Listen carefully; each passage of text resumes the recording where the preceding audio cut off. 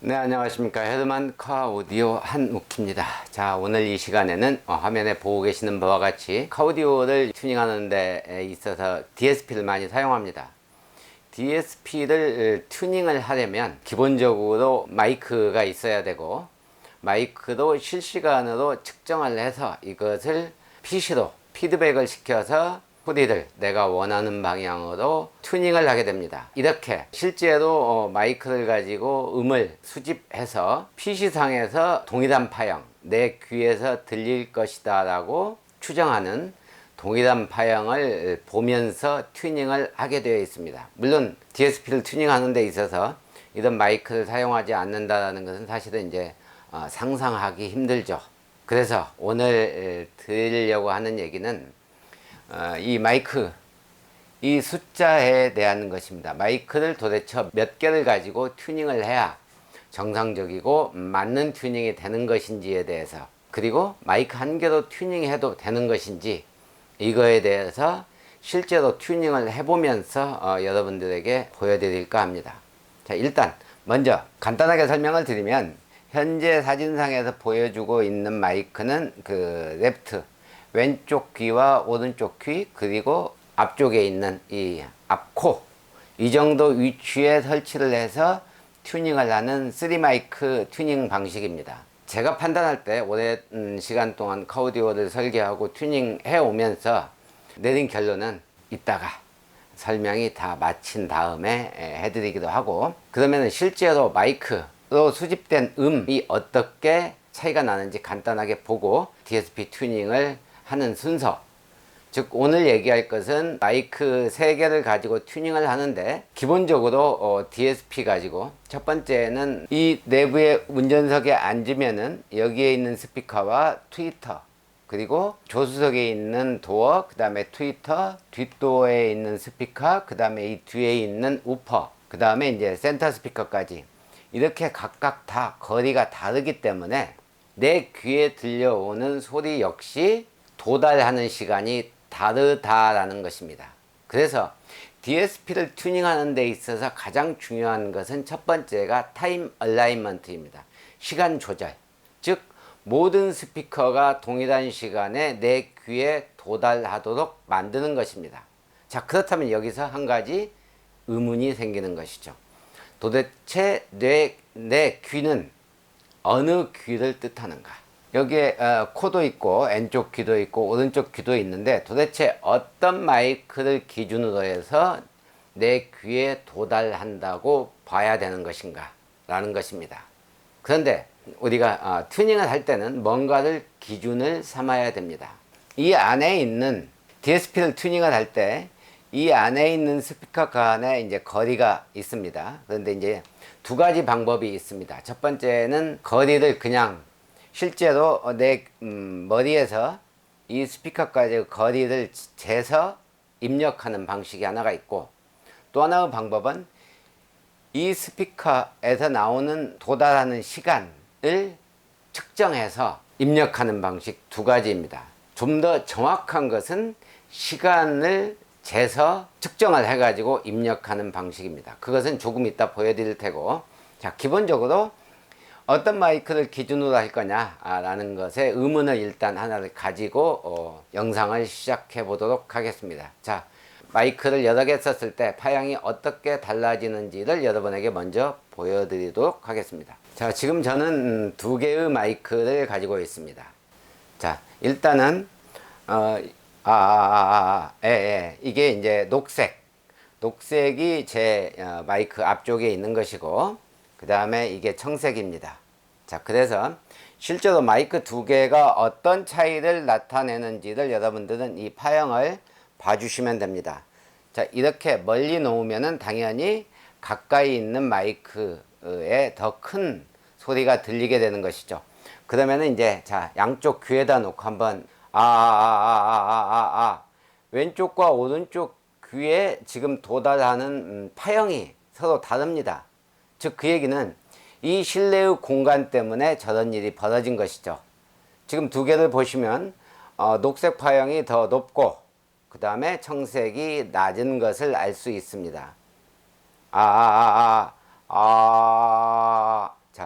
여러분들 보셨다시피 좌측 마이크와 우측 마이크에 나타나는 실시간으로 나타나는 RTA 파형이 저렇게 다르게 나타난다라는 것입니다.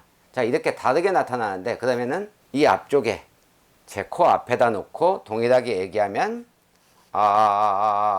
두 개의 파형이 거의 동일하다는 것을 알 수 있습니다.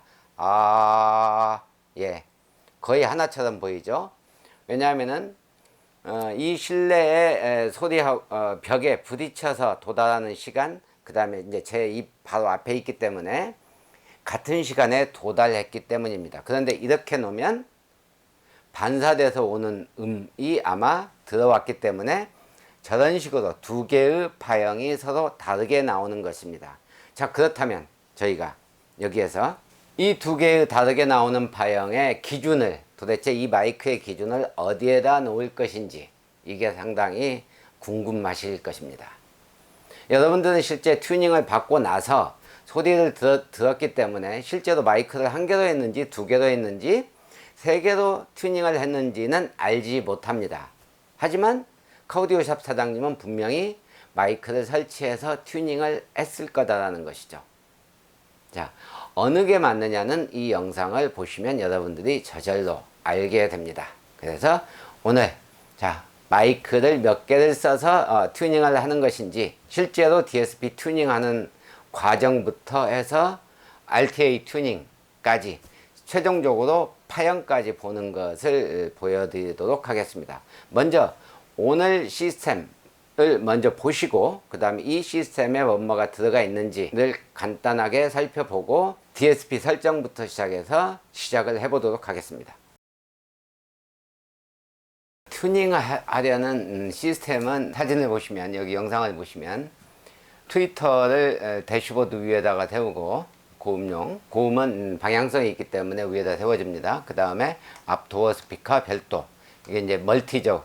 바이앰프, 센터 스피커, AV 본체에서 순정 외장 앰프로 가는 신호를 중간에 광으로 생성해서 디지털 신호를 바로 광으로 바꿔서 손실이 없는 시스템으로 바꿔줄 겁니다. 그래서 이제 여기 DSP 하나를 추가한 다음에 뒤 스피커까지 바꿔주고 트렁크에 우퍼까지 넣어서 완벽한 원음 사운드 시스템을 만들어 줄 예정입니다. 채널 수는 앞쪽에 5개, 6, 7, 서브우퍼까지 8채널 시스템을 구동하게 되겠습니다. 그래서 이 시스템의 장점은 순정 내비를 교체하지 않고도 무손실 원음 사운드를 즐길 수 있는 나만의 콘서트홀, 나만의 리스닝 룸을 차 안에서 갖는 것입니다. 실제로 여러분들이 이것도 얘기가 다른 데로 빠지는데요, 카오디오 자동차만큼 스테레오와 음장감, 그 다음에 공간감, 그 다음에 파워감 있게, 그 다음에 사운드 스테이지까지 느낄 수 있는 그런 음향 공간은 없습니다. 그래서 카오디오를 잘 꾸며 놓으면은 사실 엄청나게 고가의 리스닝 룸을 꾸미는 것보다 훨씬 더 좋은 소리를 날마다 들을 수가 있다는 것이죠. 자, 아무튼 오늘 꾸미려고 하는 것은 이렇게 풀 시스템입니다. 그래서 실제로 적용되는 것은 헬릭스 매치의 DSP를 써서 튜닝을 하는 것을 보여드리도록 하겠습니다.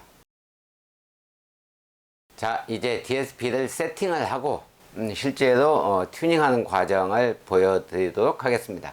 자, 지금 보시면은 제품은 매치 DSP입니다. 채널 수는 하나, 둘, 셋, 넷, 다섯, 여섯, 일곱, 여덟, 아홉. 실제로는 9채널 적용을 하고 있습니다.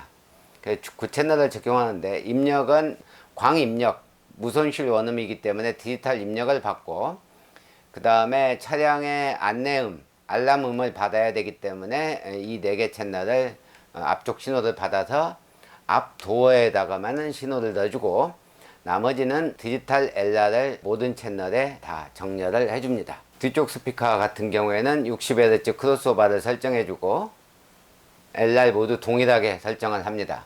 네, 같이 묶어주고, 센터 스피커 같은 경우에는 약 200이나 250Hz 저음은 잘라버리고 그 다음에 로우패스는 지금 2kg 대역으로 설정을 해놨습니다. 이 2kg 대역으로 설정된 것은 센터 스피커를 이렇게 2kg 대역으로 설정하는 것은 굉장히 중요한 의미가 있습니다. 카오디오에 있어서 센터 스피커가 있을 경우에 센터 스피커는 사람 목소리만 나와야 됩니다. 그리고 모노 사운드가 나와줘야 됩니다. 스테레오 사운드로 나와주면은 기본적으로 전체적인 밸런스와 해상력을 깨지게 되고 무대감을 없애버립니다. 즉 다시 말씀드리면 센터 스피커에서는 사람 목소리가 나오고 좌우측 도어에서 스테레오의 악기 소리가 들려야 된다 라는 것입니다. 즉 그러려면 좌우를 섞어서 만드는 센터 스피커에서 악기 소리가 나면 안 된다라는 뜻입니다. 그래서 사람 목소리의 고음역대 부분이 대개 2kg, 2에서 3kg까지 최대가, 물론 이 남성 보컬의 낮은 대역도 있지만 여성 보컬의 높은 대역이 2에서 3kg 정도 그 근처이기 때문에 그 이상은 전부 다 들리지 않게 로우패스 시켜서 잘라버립니다.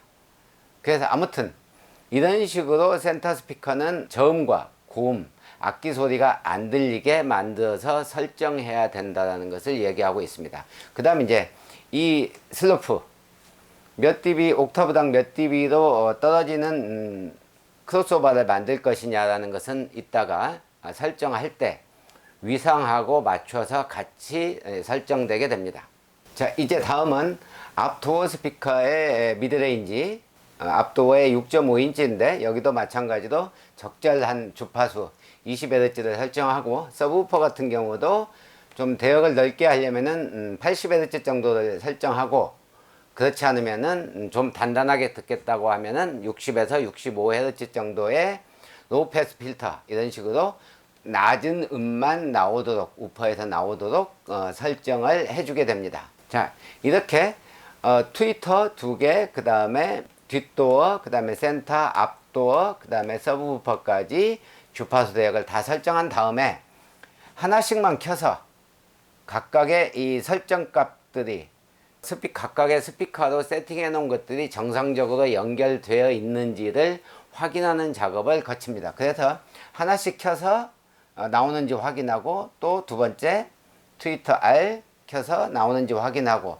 이런 과정을 통해서 서브우퍼까지 전부 다 스피커가 제대로 내가 의도한 대로 연결되었는지 확인하는 것입니다. 이제 모든 스피커의 연결이 정상적으로 되었다고 했을 때, 내가 의도한 바로 연결이 되었다고 했을 때, 그 다음 단계는 아까 말씀드린 각각의 스피커마다의 내 귀까지 도달하는 시간, 이 시간을 동일하게 만들어 줘야 됩니다. 즉 그 컨셉에 대해서 잠깐 설명드리고 이 화면으로 진행을 하겠습니다. DSP의 시간을 조절한다라는 것은 이런 개념입니다. 자, 운전자가 여기에 운전석에 앉아 있을 때 각각의 스피커까지의 거리가 각각 다 다르기 때문에 내 귀에 도달하는 시간이 다르게 됩니다. 즉 그 얘기는 소리가 중첩되어서 울려서 들린다라는 것이죠. 극단적으로 운동장 같은 데서 방송을 하면 한참 메아리가 쳐서 늦게 들리는 것인데, 실제로 이 차량 내에서는 좁기 때문에 그렇게까지 차이는 나지 않지만, 실제로 운전석에 앉아 있으면 이쪽 앞도어 N쪽이 가깝기 때문에 이쪽 소리가 크게 들리게 됩니다. 즉 이 얘기는 왼쪽과 오른쪽이 스테레오가 안 되고 N쪽 소리가 크게 들리는, 그것은 이 차량의 구조가 내가 한가운데에 앉아 있지 않고 운전석에 앉아 있기 때문에 그렇습니다. 자, 그런데 DSP라는 것은 기본적으로 내가 이 차량의 한가운데서 듣는 효과를 만들어내기 위한 것입니다. 그리고 두 번째는 이렇게 각각의 스피커들이 거리가 다른데, 이런 식으로 운전석에 있는 이 운전자를 기준으로 모든 원을 그렸을 때 이 가까이에 있는 스피커가 늦게 나오도록 이렇게 만들어 준다라는 개념입니다. 그 전제 조건은 가장 멀리 있는 스피커, 즉 우퍼죠. 우퍼를 기준으로 해서 나머지를 다 소리가 늦게 나오게 만들어서 같은 시간에 내 귀에 들리게 만들겠다라는 것입니다. 그래서 DSP에서 타임을 조절한다는 것은 기본적으로 이 우퍼가 가장 늦게 도달하기 때문에 이 우퍼가 도달하는 시간만큼 여기서 시간을 늦게 나오게 지연시켜 준다라는 개념입니다. 자, 그래서 이 시간 측정을 이제 지금부터 해보도록 하겠습니다. 이런 식입니다. 내가 신호를 보내서 우퍼를 통해서 다시 이 마이크에 들어오는 신호를 잡는 것입니다. 간단하게 설명을 드리면 오디오에서 시그널을 이 PC에서 신호를 보내면은 이 오디오에서 신호를 출력하는 것이죠. 이게 쭉 가서 서브우퍼에서 소리를 내면 이 소리가 운전석에 있는 이 사람의 운전자의 귀에 도달하는 시간, 이것을 재는 것입니다. 그래서 여기에서 출발해서 이 시간 동안이 얼마나 걸렸느냐, 그것을 측정하는 것입니다. 그래서 실제로 보면 측정을 했더니 이런 파형이 나왔습니다. 조금 전에 말씀드린 대로 PC에서 오디오를 통해서 서브우퍼를 통해서 내 귀에까지 들려오는, 여기에다 마이크를 하나를 설치해서 들려오는 이 파형을 봤더니 약 첫 번째가 12ms가 약간 안 되는 11.5ms 정도로 측정이 됐습니다. 그러니까 11.5ms 후에 시간 동안 이렇게 걸린 것이다 라고 측정이 된 것입니다. 자, 그러면은 이걸 왜 측정했냐? 아까 말씀드린 우퍼를 기준으로 해서 나머지를 늦게 나오게 만들어 줘야 되기 때문에 지금 우퍼에서 나오는 것을 측정한 것이고, 이 장비의 특징 중에 하나는 이렇게 이 파형, 첫 번째 파형이 이렇게 내려가는 것이 정위상이다, 위상이 맞았다라는 것을 보여주는 것입니다. 그래서 이제 첫 번째 서브우퍼를 기준으로 해서 이제 측정을 이렇게 했기 때문에 여기에다가 기준선을 하나를 세울 겁니다. 네, 이렇게 기준선을 하나 세우고, 여러분은 잘 안 보이겠지만 지금 여기에 기준선이 하나 있습니다. 이 기준선을 세우고 다시 한번 측정해 보니까 기준선을 세우고, 자, 이제 두 번째는 서브우퍼를 죽이고 서브우퍼를 뮤트 시키고 프론트 R 신호만 켜서 다시 측정을 합니다. 다시 측정을 하면 이런 파형이 나왔는데, 얘는 실제로는 약 기준선은 지금 여기에 있습니다. 그러니까 이만큼 일찍 나왔다라는 뜻입니다. 그래서 그 차이가 여기에 표시가 되어 있는데, 여러분은 안 보이시겠지만 2.5232ms, 그래서 실제로 여기에다가 2.5232ms 정도 지연을 시켜 놓으면 다시 들어가서 실제로 지연시킨 만큼 시간이, 네, 여기에 있던 파형이 이쪽으로 이전을 했습니다. 그래서 정상적으로 앞 도어 스피커의 R쪽이 완료가 된 거고, 다음은 L 신호, 앞쪽에 L 스피커를 했더니 이만큼 차이가 났습니다. 이것은 약 3.9319ms가 차이가 났습니다. 실제로도 그래서 여기에서 3.19 시간 지연을 시켜줍니다. 그러면 이게 이제 FL 도어죠. 그래서 지연시켜 놓고 실제로 확인을 해봅니다. 자, 다시 파형을 보내서 얘가 여기 있던 것이 이쪽으로 원래 의도한 바대로 이동이 된 것입니다. 자, 그러면은 우퍼에 맞춰서 앞쪽 도어에 있는 스피커는 일단 타임을 조절한 것이죠. 자, 다음은 센터 스피커입니다. 센터 스피커를 측정을 했더니 L도어보다 약간 가까이 있습니다. 그래서 실제로 센터 스피커도 그만큼 시간 조절을 지연을 시켜줍니다. 자, 이런 식으로 뒷도어 스피커도 조절을 시켜주고, 뒷도어 스피커를 측정을 했더니, 자, 이제 측정을 합니다. 여기 중요한 사항이 한 가지가 있는데, 파형 위로 올라왔습니다. 즉 위상이 바뀌었다라는 뜻입니다.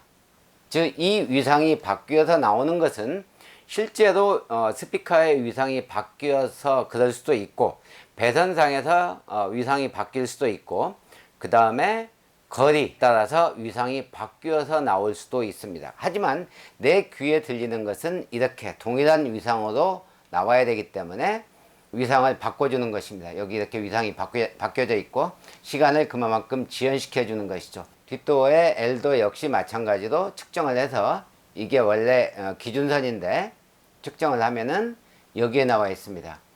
그래서 여기에 나와 있는 신호를 역시 마찬가지로 여기 측정된 신호 4.24ms 정도를 늘려서 놓고 보면 저기서 늘린 다음에 여기서 늘린 다음에 다시 파형을 내보내 보면 예 이렇게 늦게 나오게 설정이 되는 것이죠. 자, 이런 식으로 트위터의 L, R까지 전부 다 세팅을 해서 모든 스피커가 동일한 시간에 내 귀에 도달하게 만들어 주는 것입니다.